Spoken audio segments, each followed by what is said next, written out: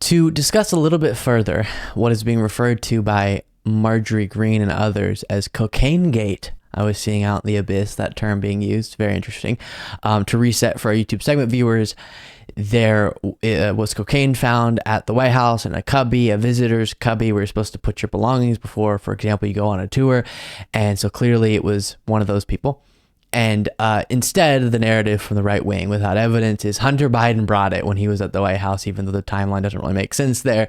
And we just looked at in the last segment, Kayleigh McEnany had to say there's no chance it was Hunter Biden. Sorry, guys. But still, this is being perpetuated. And Trump brought this to the next level and is saying not just Hunter Biden. This cocaine is Joe Biden's. Sleepy Joe snorting coke. And also Jack Smith, possibly. Just sure. He wrote on Truth Social, does anybody really believe that the cocaine found in the West Wing of the White House, very close to the Oval Office, is for the use of anyone other than Hunter and Joe Biden? How can you make your whole attack about Biden being he's so sleepy and then say it's Joe Biden's cocaine?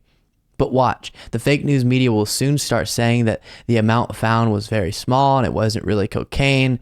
Cocaine is in all caps for some reason, but rather common ground up aspirin, and the story will vanish. Has deranged Jack Smith, the crazy Trump-hating special prosecutor, been seen in the area of the cocaine? He looks like a crackhead to me. So just throwing that in the mix. Joe Biden, Hunter Biden, and Jack Smith were having quite the party at the White House, and they put the cocaine afterwards or before in a cubby made for visitors, such as tour visitors. That makes sense. Because you know how the president of the United States has to empty his pockets and put things in a cubby before he goes in the White House.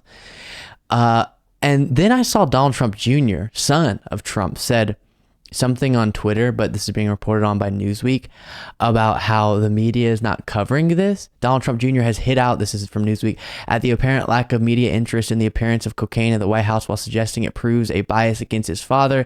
He said they made a much bigger deal about Trump's Diet Coke button, which is just hilarious, that Biden had removed the button he would click to get Diet Coke brought in on a tray to him in the White House.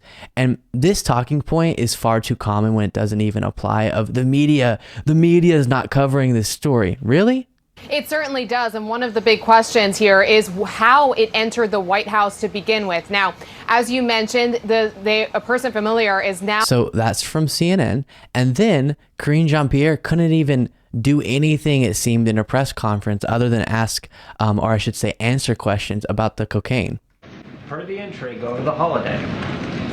Can you give any more details on where the Secret Service found cocaine in the West Wing and how it got there? So, as you know, this is under the... Okay, then let's just skip forward to another random part of this 14-minute clip. Days. They happen on Friday, they happen on Saturday, and Sunday. The times that they do not happen is when there's a federal holiday, like yesterday there was not a West Wing tour, and also when there's a large White House. Talking about tours in regard to the cocaine, let's skip forward into the end. Happening at this time, just not going to get ahead of it. Let Secret Service do their job. And if I work anywhere on the complex, what is the process like? And then talking about security adjustments based on the cocaine.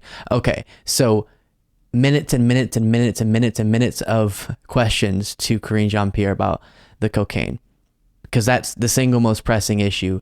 It doesn't matter for the people there, sure, but to the United States, for all these journalists, not so much. And then CNN was covering it, MSNBC was covering it, Fox was covering it. I don't understand that talking point that often the right wing will say to justify their anger about a story.